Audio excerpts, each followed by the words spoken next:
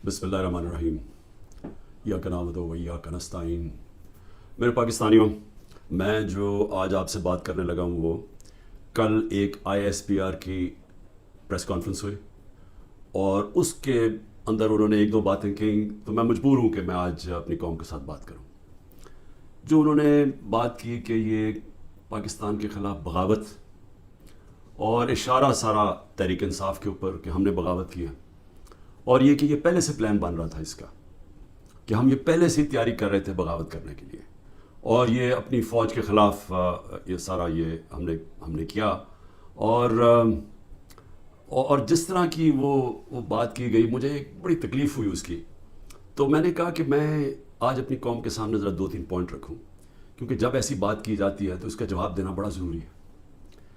देखिए, अब ये मौक़िफ़ आ गया ISPR का और पाकिस्तान की इस्टेब्लिशमेंट का कि तहरीक इंसाफ ने बगावत की।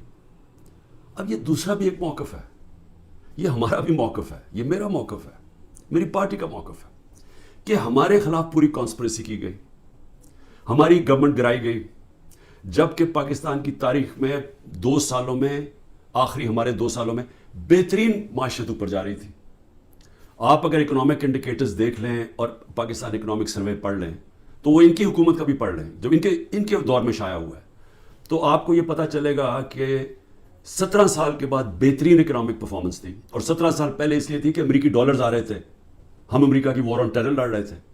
ये अमेरिकी डॉलर्स आने के बगैर बावजूद ये इकोनॉमी बढ़ रही थी, इंडस्ट्री बढ़ रही थी, रिकॉर्ड ग्रोथ हो रही थी। और इसके बावजूद कि 2 साल कोरोना में सारी दुनिया में एक बहुत बड़ा जवाल आया हुआ था, उसके बावजूद अल्लाह का करम कि हमने अपनी मायशत को भी बचाया, हमने अपने लोगों को भी बचाया। दुनिया ने एक्नॉलेज किया कि पाकिस्तान ने जो कदम उठाए कोविड-19 में, वो दुनिया में मिसाल थे। एक अमेरिकी एक इकोनॉमिस्ट जो काम करता था डोनाल्ड ट्रंप में, उसने कहा कि अगर अमेरिका पाकिस्तान की मिसाल ले लेता तो कितने 10 खरब डॉलर बचा सकता था। तो उस गवर्नमेंट को गिराया गया एक साजिश के तहत। तो ये हम कह रहे हैं कि मुल्क से गद्दारी हुई। उसके बाद 25 मई को हमारे साथ जो हुआ, किसी पॉलिटिकल पार्टी से ऐसा नहीं हुआ कि वो लॉन्ग मार्च कर रही है और 2-2 दिन पहले घरों में घुस के उठाए जा रहे हैं लोग। कितने हज़ार घरों में पुलिस घुसी रात के सुबह के 3 बजे। ये पहली दफ़ा किसी पार्टी से ऐसे हुआ। 3 लॉन्ग मार्चेस मेरे खिलाफ हुई, बताइए एक भी FIR कटी? एक दफ़ा हमने किसी को रोका? किसी के ऊपर टेयर गैसिंग हुई? और हमारे ऊपर पूरा एक अटैक आया, हमारे बुनियादी हकूक फंडामेंटल राइट्स की वायलेशंस हुई और हमारे ऊपर ही पर्चे कट गए। मैंने तब 25-26 की सुबह को अपने धरना कॉल ऑफ किया, क्योंकि मुझे पता था इंतशार की तरफ जा रहा है। जो पार्टी इलेक्शन चाहती है वो इंतशार तो नहीं चाहती। तो उसके बाद हमारे ऊपर ये नहीं हुआ कि सस्तियाँ कम हुई। जब हम 30 बाई इलेक्शन जीत गए 37 में से, बावजूद इसके कि पूरी इस्टेब्लिशमेंट की सपोर्ट थी ये 12 जमातों की, मेरे ऊपर कातलाना हमला हुआ, मुझे कत्ल करने की कोशिश की गई। मैं अपनी FIR नहीं कटवा सका। ये भी साजिश थी, क्योंकि वो ताकतवर लोग बैठे हुए थे, मैं कुछ नहीं कर सका। फिर जो JIT बनी पंजाब की हमारी गवर्नमेंट थी, उसने जो चीज़ें सामने लेके आई, जब वो चीज़ें सामने आ रही थी कि 3 शूटर थे एक की बजाय, वो JIT को सैबोटाज किया ताकतवर लोगों ने। साजिश थी, क्यों नहीं उन JIT को चलने दिया। उसके बाद हमारे ऊपर मेरे घर पे हमला होता है। हम अश्योरिटी बॉन्ड जब दे रहा था मैं कि जनाब मैं वहाँ 18 मार्च को इस्लामाबाद के जुडिशल कॉम्प्लेक्स में जाऊँगा, कोई कानूनी जवाब नहीं था। मेरे घर पे 24 घंटे हमला किया और वो श्योरिटी बॉन्ड भी ना ले पुलिस, क्योंकि उन्होंने मुझे अगवा करना था यहाँ से। यहाँ लोगों को जख्मी हुए, सारा दिन घर अंदर बैठ ना सके, 24 घंटे टेयर गैस कमरों के अंदर। कभी किसी लीडर से ऐसे नहीं हुआ। 18 मार्च को फिर मेरे ऊपर एक कातलाना हमला होता है। अल्लाह का करम है कि मैं बच जाता हूँ। सारा वहाँ ऊपर ISI ने उसको टेक ओवर किया हुआ था, जो जुडिशल कॉम्प्लेक्स है। CCTV कैमरा इन्होंने बंद कर दिए। पूरी तैयारी थी कि इमरान खान को कत्ल करना था वहाँ। वो अल्लाह ने ऐसा करम किया कि वक्त में हम बाहर निकले, अगर अंदर चले जाते तो दरवाज़ा बंद हो जाता तो ख़त्म था। वहाँ बचा मैं। उसके बाद अगले दिन यहाँ 2 दिन के बाद 3 दिन के बाद इधर एक और मुर्तज़ा भुट्टो टाइप कत्ल करना था। वो मुझे पहले पता चल गया, मैंने TV पे चला गया, वो रुक गई बात। तो साजिश तो क्या हो रही थी? साजिश ये हो रही थी कि एक पार्टी जो जीतने जा रही थी इलेक्शन, उसको पार्टी को ख़त्म करने के लिए लीडर को ख़त्म करना था। और प्लान तब से बना हुआ था, केसेस शुरू हो गए थे। مہینوں کے اندر جیسے 70 سال میں ایک آدمی کے اوپر ایک کرمنل کیس نہیں ہوتا، چند مہینے میں آج 170 سے زیادہ کیس ہو چکے ہیں. یہ یعنی کون سا انصاف کا تقاضا ہے کہ ہر قسم کا جو ہر دوسرے دن کوئی نیا کیس ہو جاتا ہے، سارا میرا وقت ایک عدالت سے دوسری عدالت میں لگتا ہے. تو یہ کون سا، یہ ملک کی بہتری کے لیے ہو رہا ہے کہ ایک پارٹی، سب سے بڑی پارٹی کو باہر رکھنا، اس سے بڑی سازش کیا ہے؟ جمہوریت، سب سے بڑی پارٹی کو ختم کرنے کا مطلب جمہوریت ختم کرنا، اور جمہوریت ختم کرنے کا مطلب آزادی ختم کرنا ہے. تو یہ کیا ملک کے خلاف سازش نہیں ہے؟ اور پھر جو 9 مئی کو ہوا، اب آئی ایس پی آر صاحب کہہ رہے ہیں کہ جناب 9 مئی کو جو ہوا ہے وہ ایک بڑی سازش چلتی آ رہی تھی، تو وہ سازش سامنے آئی، بغاوت. مجھے یہ بتائیں کہ میں جب یہاں سے، مجھے پتا تھا پکڑنا انہوں نے مجھے 9 مئی کو، میں اس سے پہلے ویڈیو ریکارڈ کر کے گیا کہ اگر مجھے پکڑنا ہے مجھے وارنٹ دے دیں اور میں آرام سے اپنے آپ کو آپ کے حوالے کر دوں گا. کوئی ضرورت نہیں ہے کہ یہ جو میرے گھر کے باہر ہوا کہ پولیس، 1000 پولیس اور رینجرز اٹیک کر رہے ہیں. سب کے سامنے جو ہوا کہ رینجرز بھی نہیں بلکہ وہ کمانڈوز تھے، انہوں نے اٹیک کیا، شیشے توڑے، عملہ جو بیٹھا ہوا تھا رجسٹری آفس کا اسلام آباد ہیڈ کو، اس کو مارا، وکیلوں کو مارا، مجھے لگا ڈنڈا، مجھے اس طرح لے کے گئے جس طرح کوئی دہشت گرد ہے، غیر قانونی طور پہ مجھے پکڑا. کیا یہ بھی سازش کا حصہ تھا؟ کیونکہ اس کی وجہ سے اشتعال آنا تھا لوگوں کو. اور ہمارا موقف یہ ہے کہ اس کو استعمال کر کے ایک پورا کریک ڈاؤن کیا گیا جو پہلے سے پلان تھا. ہو ہی نہیں سکتا کہ 2 دنوں کے اندر آپ 10,000 لوگوں کو جیلوں میں ڈال دیں پکڑ کے، جب سے پہلے سے پلان نہیں بنا ہوا تھا. اور اس کے بعد جو بھی چیزیں ہو رہی ہیں کہ جو پی ٹی آئی کا ہے اس کو پکڑ لیتے ہیں، جیلوں میں ڈال دیتے ہیں، بری طرح رکھا جا رہا ہے، تشدد کیا جا رہا ہے، کسٹوڈیل ٹارچر کی جا رہی ہے، اور جو ہاتھ کھڑا کر کے کہتا ہے جی میں تحریک انصاف چھوڑ رہا ہوں، سب کچھ معاف. تو میرا اب سوال یہ ہے کہ آئی ایس پی آر کا یہ موقف ہے کہ فوج کے خلاف بغاوت ہے، ہمارا یہ موقف ہے کہ یہ ہمارے خلاف پوری سازش ہوئی پارٹی کو ختم کرنے کی تاکہ وہ الیکشن نہ لڑ سکے اور عمران خان کو الیکشن سے باہر کیا جائے. یہ 170 کیسز اس لیے کہ کسی طرح ڈسکوالیفائی کرو یا جیل میں ڈالو. اور یہ ملٹری کورٹس بھی میری نظر میں اس لیے ہیں کیونکہ سول کورٹس کے اندر یہ جو سارے کیسز ہیں یہ کبھی چل سکتے ہی نہیں ہیں کیونکہ بوگس کیسز ہیں. تو اس لیے ملٹری کورٹس بنائے جا رہے ہیں تاکہ اس میں عمران خان کو سزا دی جائے، تاکہ وہ الیکشن سے باہر ہو جائے. تو میں آج اپنی ملٹری اسٹیبلشمنٹ کو کہنا چاہتا ہوں کہ دیکھیں، انصاف کا تقاضا تو یہ ہے کہ آئی ایس پی آر نے تو فیصلہ کر کے ہمیں دے دیا، اور جو بھی بیان آتے ہیں اسٹیبلشمنٹ سے، اس سے واضح ہوتا ہے کہ ہم ہی بغاوت کر رہے ہیں، پی ٹی آئی اور عمران خان. آپ نے تو اپنا مائنڈ دے دیا ہے. تو اب سوال یہ ہے کہ آپ ملٹری کورٹس میں آپ کیسے فیصلہ کر سکتے ہیں؟ کیونکہ جج، جوری اور ایکسیکیوشن تو آپ بن ہی نہیں سکتے.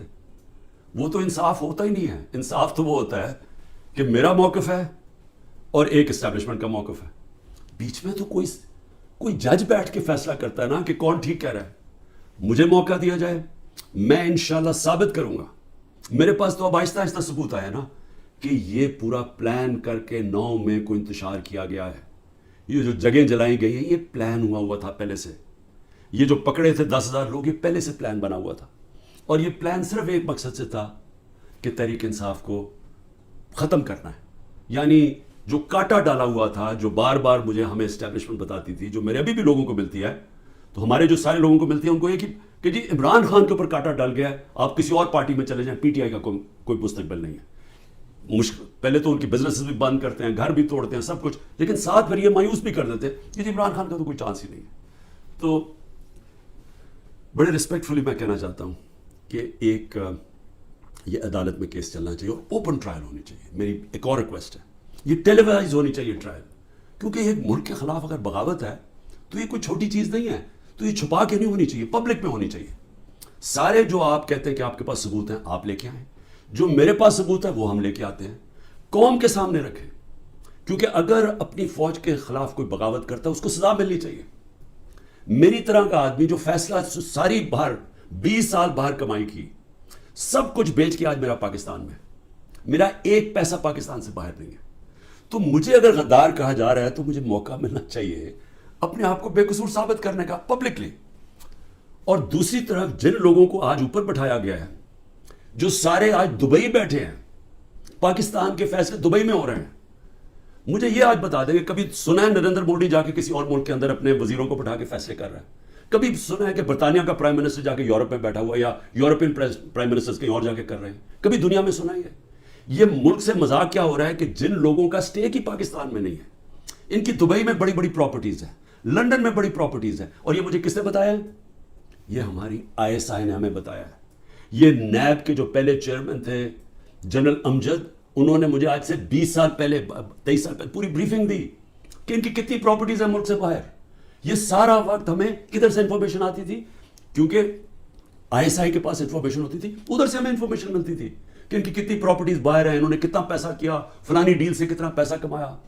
وہ لوگ جو آج اربوں ڈالر کی باہر پراپرٹیز لے کے بیٹھے ہیں, جن لوگوں میں ایک کہتا ہے کہ نواز شریف کہتا ہے کہ ہندوستان کو کہ جی یہ پاکستانی فوج دہشت گردی کر رہی ہے ڈان لیکس میں, دوسری طرف آصف زرداری جا کے کہتا ہے امریکنوں کو کہ جی ایڈمرل منل کو, وہ حسین حقانی اس کا ایمبیسڈر کہتا ہے کہ ہمیں بچا لو پاکستانی فوج سے, امریکنوں کو کہتا ہے.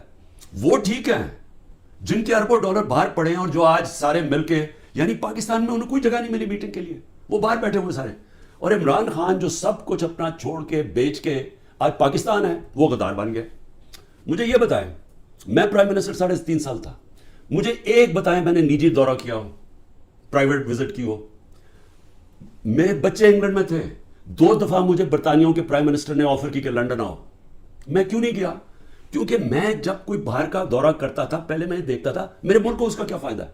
کیونکہ جب ایک پرائم منسٹر باہر دورہ کرتا ہے, پاکستان کے ڈالر خرچ ہوتے ہیں, ہمارا پیسہ خرچ ہوتا ہے, ہمارا مقروض ملک ہے.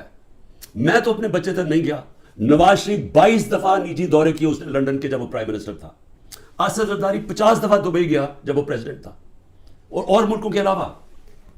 تو آج مجھے تکلیف یہ ہے کہ یہ جو لوگ اوپر مسلط کیے ہیں, جو دبئی بیٹھ کے پاکستان کے فیصلے کر رہے ہیں, یہ محب وطن ہیں, اور میں اور میری جماعت ان کو غدار کہا جا رہا ہے. اس لیے اس کی اوپن ٹرائل کریں. یہ بیٹھے اس کو ٹی وی کے اوپر یہ ٹرائل آئے, مجھے موقع ملے بتانے کا قوم کو کہ ہمارے سے ہوا کیا کیا ہے, میرے سے کس طرح غداری کی گئی ہے, کس طرح میرے سے جھوٹ بولے گئے ہیں, کس طرح کمر میں چاقو مارا گیا ہے, اور آج پاکستان کو گھٹنے پہ پہنچا دیا ہے. آج ہم معاشی طور پہ بھی اس جگہ پہ پہنچ گئے ہیں کہ نریندر مودی کہتا ہے کہ اس کو پاکستان کو چھوڑ دو, یہ اپنے بوجھ میں ہی کر رہا ہے. آج یہ سٹیٹمنٹ آئی ہے, 14 مہینے پہلے اس طرح کی کسی کو سٹیٹمنٹ آئی تھی؟ ذرا صرف دیکھ لیں کہ پاکستان کا وقار کدھر تھا اور آج کدھر ہے پاکستان. جتنی انہوں نے خدمت کی امریکہ کی, یہ فورن منسٹر نے اچھی اچھی انگریزی بول کے اور پتہ نہیں اربوں روپے کے دورے کر کے, اور اوپر سے شہباز شریف سارا وقت دورے کر رہا ہے باہر. جو جوائنٹ سٹیٹمنٹ آئی امریکہ کی اور ہندوستان کی نریندر مودی کے دورے پہ, ہمیں ہماری خطرے کی گھنٹی بجنی چاہیے. کبھی بائی لیٹرل میٹنگ میں وہ تیسرے ملک کو برا بھلا نہیں کہتے. انہوں نے نام لے کے کہا کہ پاکستانی دہشت گردی کر رہا ہے. مطلب یہ کہ کشمیر کی جو ساری وہ جو بیچارے اتنی دیر سے اپنی آزادی کی جنگ لڑ رہے ہیں, وہ پاکستان دہشت گردی کر کے لڑ رہا ہے. وہ آزادی کی جنگ نہیں ہے. یہ اتنا برا ہمارے اوپر انہوں نے, جو اب میں کیا کہوں کہ جس طرح کا انہوں نے پاکستان کے اوپر تماچا مارا ہے, اور یہاں سے کوئی جواب نہیں آئے گا کیونکہ ان کے پیسے باہر پڑے ہیں, اور ان کو پتہ ہے ان کے پیسے باہر پڑے ہیں, یہ کبھی نہیں بولیں گے. لیکن مجھے اس سے زیادہ خطرہ ہے, اور میں اس لیے بھی اپنی اسٹیبلشمنٹ کو پیغام دینا چاہتا ہوں کہ دیکھیں, میں ایک تاریخ کا طالب علم ہوں. یہ جو انڈیا کا اور اب امریکہ کا جو جوائنٹ ڈیکلریشن آئی ہے اور جو سمجھوتا ہوا ہے ڈیفنس میں, نیوکلیئر میں, آرٹیفیشل انٹیلیجنس ٹیکنالوجی میں, یہ اب پاکستان میں بہت آگے ہمارے معاشی حالات بالکل ہی جدھر پہنچ گئے ہیں. اس سے ایک امبیلنس پیدا ہو گیا ہے. آج ہندوستان جس طرح نریندر مودی نے تکبر میں باتیں کی ہیں, آج وہ ہمارے سے اپنے آپ کو بہت طاقتور اب سمجھتے ہیں. اور جب انہوں نے کہا نا کہ اپنے بوجھ میں گر رہا ہے, وہ اپنے بوجھ میں گرنے نہیں دیں گے, وہ گرائیں گے. ہمیشہ جنگیں تب لڑی جاتی ہیں جب ایک فریق سمجھتا ہے کہ وہ دوسرے سے بہت زیادہ طاقتور ہے. روس جب یوکرین میں گیا تو یوکرین کا نیوکلیئر پروگرام ختم ہو چکا تھا, اور روس سمجھتا تھا ان سے بہت بڑا طاقتور ہے. امریکہ عراق میں اور افغانستان میں اس لیے گیا کہ وہ بہت طاقتور تھا ان سے. تو جب ہندوستان یہ سمجھنا شروع ہو گیا کہ وہ پاکستان سے بڑا طاقتور ہے, ہماری خطرے کی گھنٹی بجنی چاہیے. ملک کو متحد ہونا چاہیے, ملک کو آزاد رکھنے کے لیے قوم کو اکٹھا ہونا چاہیے. یہ نہیں ہونا چاہیے کہ ملک کی اسٹیبلشمنٹ ملک کی سب سے بڑی پارٹی کو ختم کرنے کی کوشش کرے. اس کا مطلب جو ملک کی اکثریت عوام ہے جو ایک پارٹی کے ساتھ کھڑی ہے اس کو اپنے خلاف کر لے. یہ ملک کو نقصان ہے. ہماری پھر سے اکانومی بیٹھ چکی ہے, ان کے پاس کوئی حل نہیں ہے. جو جس طرف ہم جا رہے ہیں, جو یہ کوشش کرنے جا رہے ہیں کہ کھچڑی پک جائے پولیٹیکل انجینئرنگ سے, وہ اور ملک کمزور ہونے والا ہے. میں اس لیے پھر سے کہتا ہوں کہ آخر میں اپنے جو فیصلہ کرنے والے لوگ ہیں، جو طاقتور لوگ ہیں، اس وقت پاکستان کو ایک ہی راستہ ہے، صاف اور شفاف الیکشن. لوگوں کو امید صرف تب آئے گی، امید ختم ہو چکی ہے. نوجوان جو چھوڑ کے ملک کو جا رہے ہیں، پروفیشنلز جو ملک کو چھوڑ کے جا رہے ہیں، جو غریب لوگ کشتیوں میں ڈوب رہے ہیں باہر ملک سے نکلنے کے لیے، ان کو امید چاہیے. اور کسی چیز سے امید نہیں آنے لگی سوائے ایک چیز سے، صاف اور شفاف الیکشن. پاکستان پائندہ باد.